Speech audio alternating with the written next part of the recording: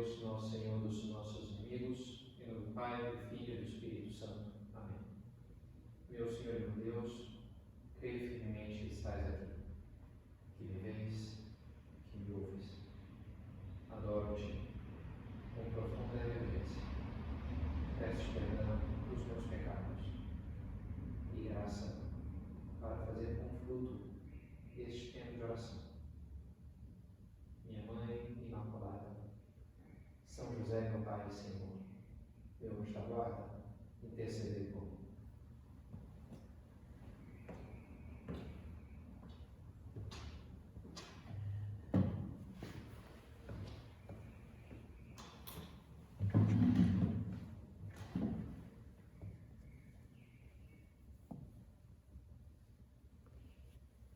Vigiai e orai. Nosso Senhor dizia isso aos apóstolos depois da última ceia, quando viveram todo esse rito pascal, a ceia da Páscoa, em que se rezava uma série de salmos, tinha o cordeiro, que se comia o cordeiro, os diversos cálices que se bebiam, e era uma celebração então muito tradicional, que evocaria uma série de lembranças do povo de Israel, também contar a história daquele povo.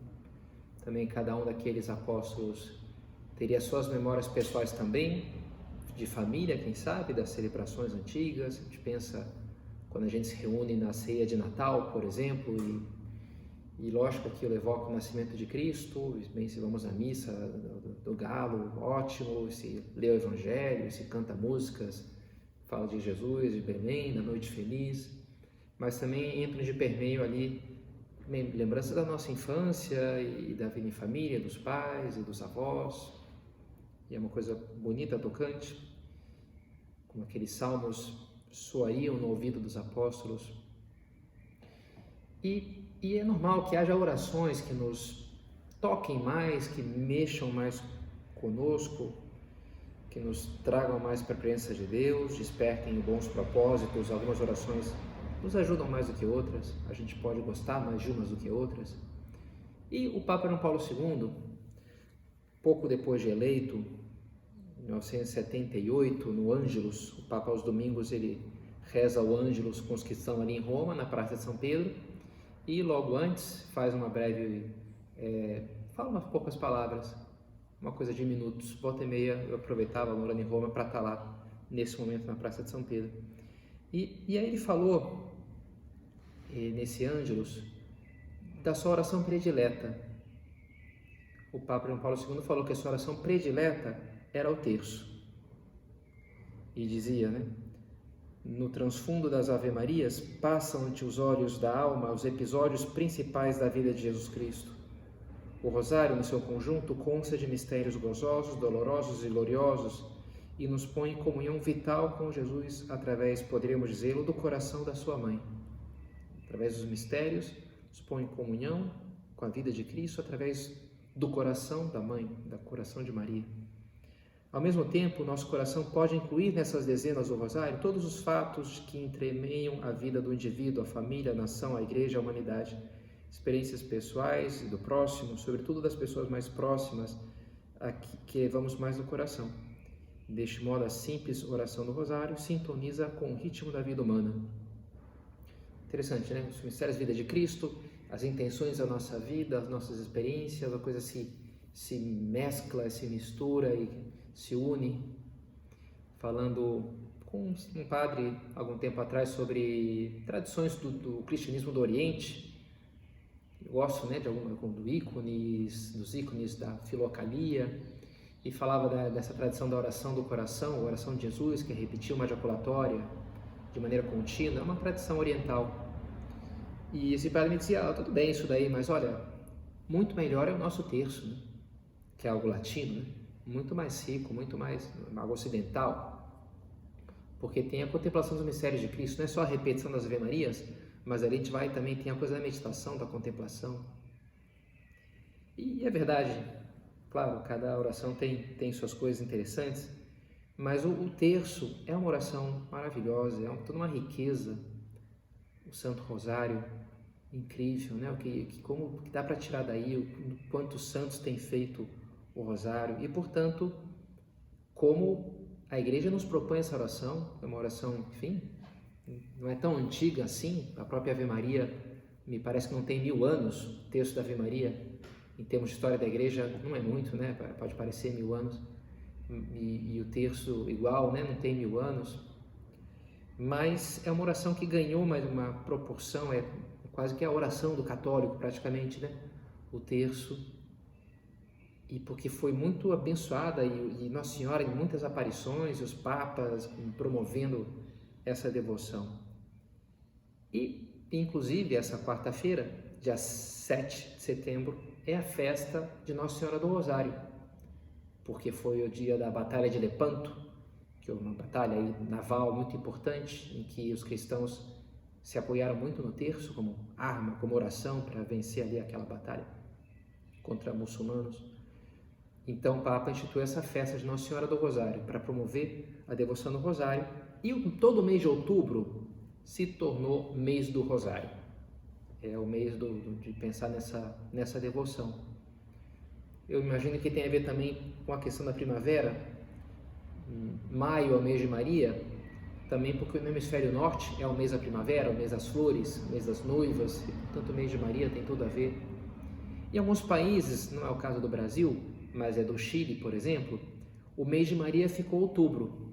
Por quê? Porque no hemisfério sul é o mês que começa a primavera, né? A gente está vivendo esse começo da primavera, então o mês das flores, etc, né? Mas se aqui o maio continua sendo o mês de Maria, o outubro é um segundo mês de Maria, é o mês do Rosário. O que é interessante, por ser também o mês da primavera, das flores, das rosas. O Rosário é isso, né? São rosas que a gente oferece para Nossa Senhora. E eu queria então me deter sobre isso, sobre o Rosário. Já dei alguma meditação inteira sobre o texto da Ave Maria, sobre o terço, como rezar bem o terço. Mas agora, nesse mês de outubro, nos veio essa ideia de fazer então uma série de meditações sobre cada um dos mistérios, dos grupos de mistérios que se contemplam quando rezamos o Rosário, quando rezamos o terço.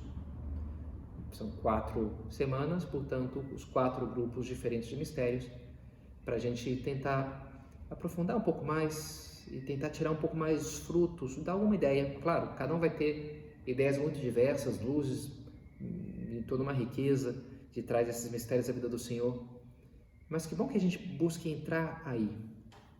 O Papa João Paulo II falava muito, ao falar do terço, dessa dimensão do terço, de um caminho para contemplar a vida de Cristo. Seja no começo do seu pontificado, ele dizia naquele Ângelus, que era a sua oração predileta, o terço, e como a gente entra na vida de Jesus através do coração de Maria. Já mais para o final da sua vida, 2002, ele já depois, 25 anos depois de eleito, ele escreve uma carta apostólica, Rosarium Virginis Mariae, só sobre o terço, o Rosário da Virgem Maria. Inclusive declara ano do Rosário, em outubro de 2002 até outubro de 2003. E convida a igreja então a crescer nessa devoção, sobretudo com esse enfoque de usar o terço para entrar mais, para se unir mais a Cristo. O que ele faz? Bem, ele, por exemplo, entre outras coisas, ele cria os mistérios luminosos. Até então eram só 3 grupos de mistérios, por isso se chamava o terço, porque se rezava só assim, um grupo de mistério, dava 5, então era 50 das 150 Ave Marias, um terço. Mas enfim, a gente continua usando essa palavra, mas agora um terço na verdade é um quarto, né? Porque o Rosário agora consta de 200 Ave Marias, porque o Papa incluiu então mais 5 mistérios, mais um grupo de mistérios, que são os mistérios luminosos. E por que ele incluiu esses mistérios? Porque ele falou, bem, tem os gozosos, que é o início da vida de Jesus, o nascimento, e depois já pula para os dolorosos, para a sua paixão e morte, depois da ressurreição, nos gloriosos. Mas ficou um gap aqui, que é toda a vida pública de Jesus, que a gente não está sendo contemplada nos mistérios do terço, então, do Rosário. Então ele colocou um grupo de mistérios para justamente contemplar a vida pública de Cristo, que são os mistérios luminosos, justo com esse enfoque. E nos explicava, né, como ele queria conduzir a igreja por esse caminho. Depois da experiência jubilar, do ano 2000 ficou muito marcado, né, no pontificado do Papa João Paulo II. A virada do ano 2000 foi uma coisa, um simbolismo muito forte, né, que ele ressaltou muito. Depois da experiência jubilar, convidei o povo de Deus a caminhar desde Cristo e senti necessidade de desenvolver uma reflexão sobre o Rosário, em certo modo como coroação mariana da Carta Apostólica In Millennium Neunte, a carta que ele escreve por ocasião no ano 2000, para exortar a contemplação no rosto de Cristo em companhia e ao exemplo da sua Santíssima Mãe. Recitar o Rosário com efeito é, em realidade, contemplar com Maria o rosto de Cristo. Ele propunha isso, né? Que eu pare para contemplar com Nossa Senhora o rosto. E é o que ele pedia para a igreja no ano 2000, uma igreja de cristãos contemplativos do rosto de Cristo, de vida de oração profunda, que saibam meter-se no Evangelho e ter essa amizade, esse trato individual com Jesus, e cada um conhecer a sua vida e a vida dele misturar-se com a própria vida. E a maneira que ele propunha isso, então, 2 anos depois, era isso, Rosário. Como é que a gente vai entrar na vida de Jesus? Através da recitação piedosa e proveitosa dos mistérios do terço, contemplando os mistérios dos mistérios que são propostos. Contemplar. O Peter Kreeft, esse americano, ele fala que a inteligência nos ajuda a chegar em verdades. Agora, a imaginação nos ajuda a entender mais sentido, a criar mais sentido e motivação nas coisas. Contemplar. E se nas nossas decisões é preciso que haja inteligência e os raciocínios que a gente faz, né? O que é melhor fazer isso, fazer aquilo, raciocínios lógicos. Mas talvez o que mais determine as nossas ações, na realidade, sejam essa motivação, o entusiasmo, a esperança, o amor, que não são elementos que nascem de uma racionalidade fria, de fazer cálculos ali mais ou menos matemáticos, mas é o que vem mais da contemplação do bem, do entusiasmo diante daquilo que é belo, do virtuoso. E por isso os exemplos são muito importantes. Os maus exemplos muitas vezes nos arrastam a fazer bobagem, mas os bons exemplos também, a vida dos santos, como nos empolgam, né? Contemplar a vida de um santo e ver aquilo, puxa, eu quero ser bom, eu posso ser assim também, eu poderia ser melhor, isso aqui eu poderia fazer, e aquilo então me estimula. Não é que não me convenceu através de uma demonstração matemática, mas me propôs uma imagem de uma vida, de um exemplo, que eu contemplei aquilo e me enamorei daquela realidade e falo agora, eu quero isso aqui para mim. E aquilo então me transforma. E se isso ocorre com a vida dos santos, a vida ocorre com a vida do santo, que é Cristo, com os evangelhos. E o terço é uma maneira de, diariamente, eu me abeirar ao evangelho através de imagens, né, como as fotografias, assim, olha aquela cena e ali eu entro e ali aquilo, e fico repetindo as Ave Marias, contemplando aquela cena. Então, que bom se a gente termina esse mês de outubro conseguindo, né, contemplar com mais profundidade os mistérios do terço. Seria um grande, rezando o terço e rezando com proveito, seria um grande ganho para esse mês de outubro. E vamos começar hoje, ainda que o nosso tempo já foi boa parte dele, né? Mas contemplando, então, falando sobre os mistérios gozosos. Primeiro grupo de mistérios que nos narram a vida de Jesus, muito através de Nossa Senhora. Nossa Senhora, todo o texto está muito presente. Nos mistérios gozosos, quizás especialmente, ela está presente em todos os mistérios, os 5 mistérios gozosos. E vai nos falar, vai nos mostrar essa abertura para a correspondência que a gente deve ter com Deus. Como receber Jesus na nossa vida, como ela recebeu. Ela nos mostra como fazer isso. O primeiro mistério é quando isso ocorre na Anunciação. Vem São Gabriel, há pouco foi a festa de São Gabriel, dia 29 de setembro, e anuncia para Nossa Senhora a sua missão, os planos de Deus para ela. É justamente a cena que a gente contempla no Ângelus, quando rezamos o Ângelus, lembramos esse diálogo, que é um momento chave na história da humanidade, o diálogo entre o anjo, o embaixador de Deus, e a donzela, que vai ser como que a representante da humanidade para receber esse Deus que quer se fazer homem, que quer habitar entre nós. E esse diálogo, essa negociação entre como que duas nações, entre o céu e a terra, se dá justamente assim, não é algo violento. Deus não irrompe na história com a força de que poderia, de um exército de anjos com espadas de fogo, mas ele vem de forma singela, como que bate à porta, pedindo para entrar. Eis que estou à porta e bato, se alguém me abrir, entrarei. Diz o Apocalipse. Deus faz assim, porque Ele não respeita a nossa liberdade, não quer fazer violência à nossa liberdade. Ele bate à porta, e quem vai abrir a porta do mundo para Deus é a Santíssima Virgem Maria. Ela vai ser essa porta do céu, gente, é um dos seus títulos, né? Iano Acelli, porta do céu. E vai abrir a porta. Faça-se em mim, segundo a vossa palavra. Vai dizer sim, em nome de toda a humanidade, a Deus. Como é bonita a cena, ela está sozinha na sua casa em Nazaré, vem o anjo, um rapaz ali, que ela não conhecia, o anjo que toma a forma humana para dialogar com os homens, por mais que seja puro espírito, entra onde ela está, começa saudando, cumprimentando e elogiando. Ave cheia de graça, o Senhor é contigo. E ela se perturba diante daquele elogio. No original grego, kerharitomene, é uma palavra muito forte, assim, não se conhece outro uso na literatura daquela época dessa forma do particípio do verbo, de toda adornada, embelezada em extremo por Deus, é uma coisa assim cheia de graça. A gente traduz em português da melhor maneira que podemos, mas é esse embelezamento que obtém nossas que ele olha para a alma de Maria e vê um brilho, né? Às vezes a gente olha para uma pessoa e fala, nossa, que pessoa bonita, mas depois conhecendo melhor, fala, bem, fica algo manchada a beleza externa pelos defeitos, pelo egoísmo, pela crueldade, pela vaidade. E ao contrário, né? Uma pessoa que talvez fisicamente não seja assim tão exuberante, deslumbrante, mas atrai, porque a gente vai vendo as qualidades, as virtudes e a bondade daquele coração. Então, nossa, que pessoa bonita aqui. E o anjo olha para Nossa Senhora e vê algo que ele nunca jamais se viu nessa terra, uma alma tão brilhante como a de Nossa Senhora. Então ele escapa, né? Como que ele escapa aquele elogio fabuloso.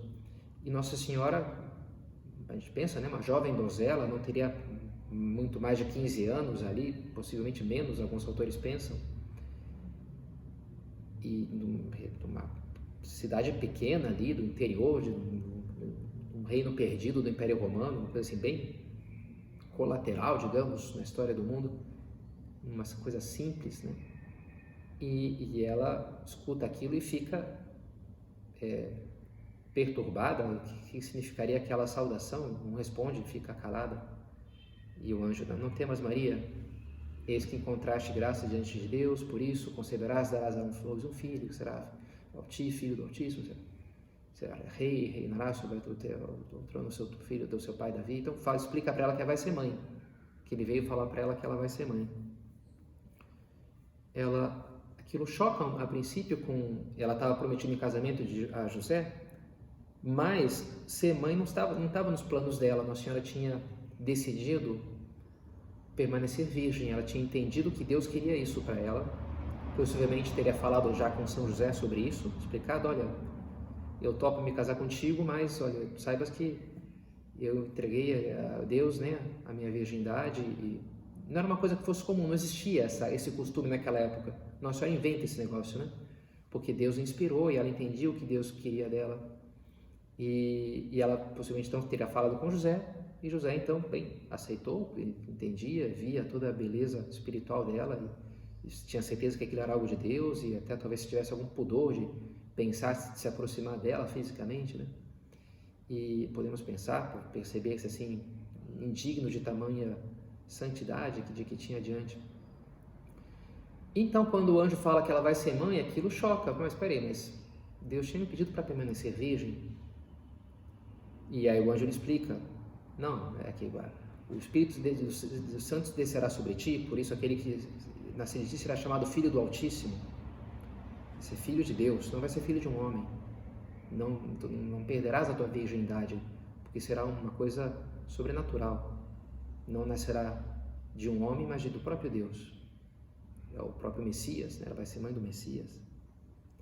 E uma vez que ele explica, e ela já não tem mais dúvida, bem, ela, na hora, eis aqui a escrava do Senhor, faça em mim segundo a tua palavra. Diz o seu sim para Deus. Sem second thoughts, né, como se diz em inglês, sem dúvidas ou hesitações, na hora. Et antila Domini, fiat mi secundo verbum tuum. Já de cara, doação, entrega, saudácia, essa generosidade de um amor total. E que é o que vai conduzir a ela e a nós também a essa plenitude de vida, repleta de sentido, de força, de alegria. Essa é a cena da Anunciação, esse é o primeiro mistério do Rosário, tão repleto de luz, tão inspirador, tão maravilhoso. Quantos quadros do anjo falando para Nossa Senhora. Que bom se a gente conseguisse entrar nesse mistério. O próprio texto da Ave Maria traz a saudação do anjo, né? Ave Maria, cheia de graça, o Senhor é convosco. A princípio, a Ave Maria era só isso, a saudação do anjo e a saudação de Isabel, que é o que vem, né? Bendita sois vós entre as mulheres, e bendito é o fruto do vosso ventre, Jesus. E é o segundo mistério, portanto, gozoso, a visitação. Quando Nossa Senhora, por causa das palavras de São Gabriel, entende que sua prima está grávida no 6º mês, se dirige então com pressa para servi-la na casa dela. Já é um pouco mais velha, teria mais dificuldades com a gravidez, com a lide doméstica. E há um paralelo entre essas duas, a visitação e a anunciação.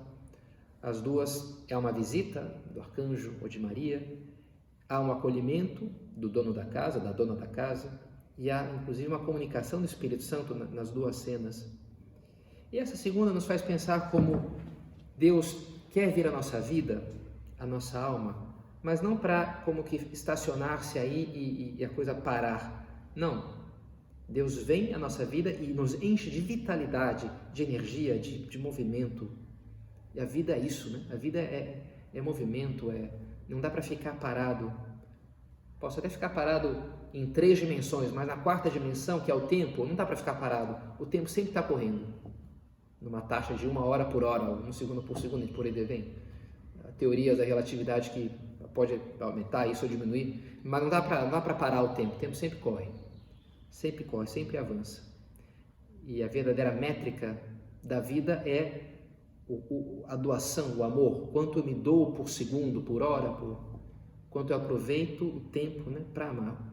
Caritas Christi urge-nos, diz São Paulo, o amor de Cristo nos urge, a urgência do amor que a gente vê na vida de Nossa Senhora quando vai visitar a sua prima, que ela diz esse sim para Deus na Anunciação, mas não é um sim estático, não é um ponto de chegada, mas um ponto de partida. É um sim para fazer a vontade de Deus, que vai guiar a vida dali por diante, levando a aventuras maravilhosas. Nossa Senhora poderia ficar em casa, teria motivos para isso, pensar bem, imagina, arriscar uma gravidez tão importante, a humanidade inteira está em jogo nisso daqui, ficar viajando por aí com os riscos, com os perigos, com sanitários ou, sei lá, de assaltos. Mas não é essa a postura de Nossa Senhora, não. A vida não vai ser uma vida protegidinha, será uma exposição constante, mas também constantemente guiada pela providência de Deus.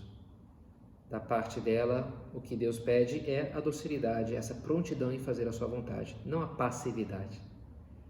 E é o que a gente vê na vida de Nossa Senhora como essa opção, é a opção fecunda, da transmissão, da doação, da entrega, não do ficar eu aqui comigo mesmo crescendo espiritualmente, cultivando o meu amor a Deus.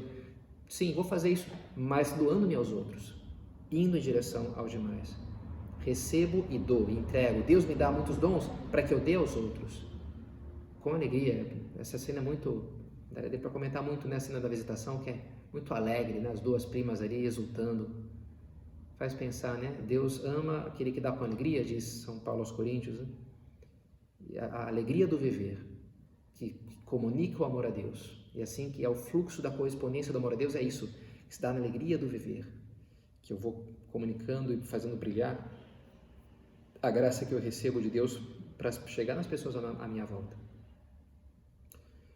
E Nossa Senhora fica com Isabel, então, até que a Isabel dá a luz, então ela volta para Nazaré e vai chegar a hora dela mesma dar a luz, que é então a terceira cena do terceiro mistério gozoso, que é essa cena mágica do Natal, o nascimento de Jesus em Belém. Todo nascimento tem algo de encantador, e esse tem o ápice dessa sensação de algo sobrepujante, de uma beleza estonteante, o nascimento desse menino que vem em Belém. Toda mãe com seu filho fica meio boba diante de ver aquele menininho, aquele bebezinho, a quem aprende de cara, né, a amar com loucura. E a gente pode imaginar Nossa Senhora olhando para aquele bebê e dizendo: bem, fete em mim, manha, o Senhor fez em mim coisas grandes, coisas maravilhosas.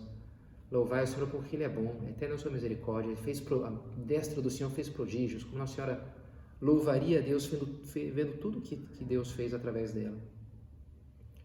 Contemplando aquele menino, aquele Redentor, a salvação que vem de Deus ao mundo.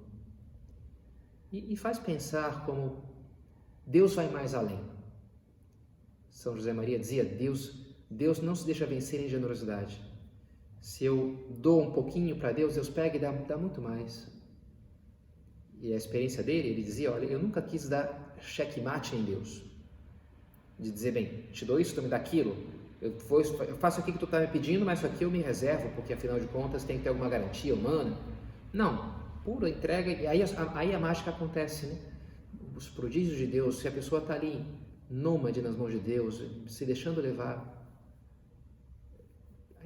O nascimento de Jesus, que coisa mais maravilhosa.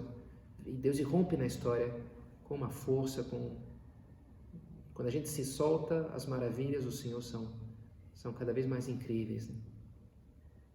E a gente vai só agradecendo a Deus. Nossa, que coisa bonita o Senhor fez comigo, e fez aquilo, e agora aquilo. Não sou eu que estou controlando, me deixo levar. E aí acontece, né? Essas mágicas de Deus. E ainda podemos falar um pouquinho sobre o quarto e o quinto mistério, a purificação de Nossa Senhora, ou a apresentação de Jesus no templo, que é o quarto mistério, e depois o menino Deus perdido e achado no templo, que contém uma certa, a gente poderia pensar, antecipação dos sofrimentos da vida de Cristo, dos mistérios dolorosos. Vem no quarto mistério Nossa Senhora que se purifica, como as mulheres tinham que se purificar pelos pecados, pelo sangue que tornava impura. Ela não ficou impura, ela era imaculada. Vai ver aqueles ritos e vai oferecer Jesus, o primogênito, tinha que ser oferecido a Deus, e já é uma imagem do sacrifício, como ele vai oferecer a própria vida para Deus. E Simeão lhe diz: eis que uma espada transpassará a tua alma, profetiza a dor que ela vai sentir, ao passo que o coração de Cristo transpassado pela lança, Nossa Senhora pela espada de Deus, sofrimento na morte do seu filho. E depois, já quando ele é adolescente, vai com eles pela primeira vez a Jerusalém, e já voltando para Nazaré, e ele fica, e aí vão encontrá-la só depois de 3 dias, junto no templo, falando ali com os sábios, explicando as escrituras. 3 dias de angústia, Nossa Senhora fala, né? Estávamos angustiados, por que fizeste isso conosco? E Nossa Senhora lhe responde: não sabeis que eu devo ocupar-me das coisas do meu Pai? Então também toda uma imagem dos 3 dias de Jesus morto, ele dizendo: minha alma está angustiada até a morte, na noite da última ceia, diante do seu sacrifício, a angústia, que vai ser tudo aquilo, e que é o sacrifício, a entrega de amor. E nos faz pensar nessa nossa correspondência, nossa abertura à graça de Deus, como a graça entra, faz coisa maravilhosa na nossa vida, mas existe sempre o risco de eu me enamorar dessas coisas e querer me apropriar delas, esquecer que aquilo são os talentos de Deus que vão rendendo, é dele, e para ele há onde voltar, e querer achar que aquilo é algo, me agarrar naquilo, e não, é de Deus, né? Isso aqui é para o Pai. Uma vez e outra a gente precisa treinar isso. Foi domingo passado a parábola dos vinhateiros homicidas, que querem se apropriar dos frutos da vinha, que não lhes pertence, mas não querem dar os frutos para Deus. E a gente não pode fazer isso, né? Tempos a tempos, para Deus, Deu omnis glória, São José Maria gostava de dizer essa circulatória, para Deus toda glória. eu não fiz nada, não sou nada, não posso. Deus, se tem alguma coisa de muito na minha vida, e tem, e há, foi porque Deus fez. Deus fez em mim coisas grandes. E para Ele seja toda a glória, portanto, não para mim. É o que a gente aprende também nesses últimos mistérios gozosos. E aí está presente também São José. De forma muito silenciosa, o Evangelho não traz nenhuma palavra sua, traz sim atitudes e essa presença eficaz da sua vida. José, o nome significa Deus acrescenta, e a correspondência simples e silenciosa e discreta de José, Deus acrescenta a vida de Maria, a vida de Jesus, graça em cima de graça. Então terminemos olhando para Ele e pedindo que Ele nos ajude a abrirmos cada vez mais o nosso coração, a nossa vida à ação de Deus, conscientes de que vale a pena, que vale muito a pena.